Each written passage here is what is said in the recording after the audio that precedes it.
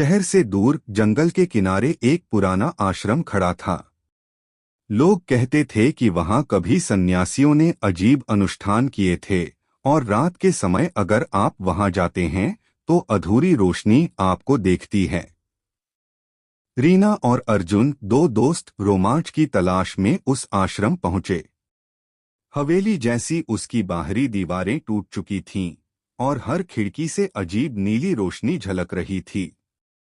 जैसे ही वे अंदर गए, कमरे में धूल और कांच की टकराहट की आवाजें गूंजने लगीं। अर्जुन ने कहा, शायद ये बस हवा है।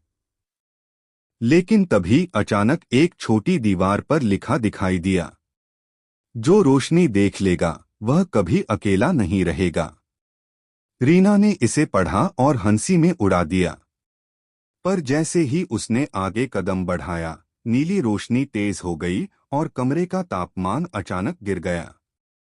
उनके चारों तरफ अजीब आकृतियां दिखाई दीं, मानव जैसी, लेकिन उनका चेहरा धुंधला और आंखें बिना रोशनी के थीं। अर्जुन ने चिल्लाया, चलो यहीं से बाहर। लेकिन दरवाजा गायब हो चुका था।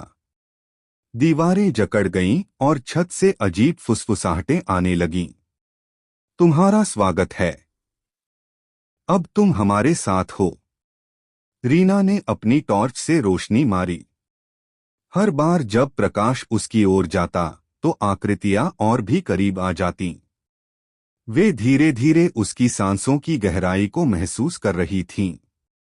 अर्जुन ने देखा कि हर धुंधली आकृति उसकी यादों से जुड़ी थी, पुरानी गलती, पुरानी डरावनी यादें और अधूरी बातें।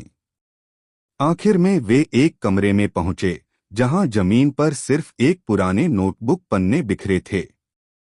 उसमें लिखा था, जो भी यहाँ रोशनी को देखेगा वह अपनी सबसे बड़ी डरावनी यादों का हिस्सा बन जाएगा और हम हमेशा उसका पीछा करेंगे। रीना और अर्जुन ने हवेली से भागने की कोशिश की। जैसे ही वे बाहर निकले, नीली रोशनी गायब हो गई। पर गांव की गलियों में अब भी कभी कभी उनके नाम फुसफुसाते शब्द सुनाई देते, हम हमेशा तुम्हारे पीछे हैं।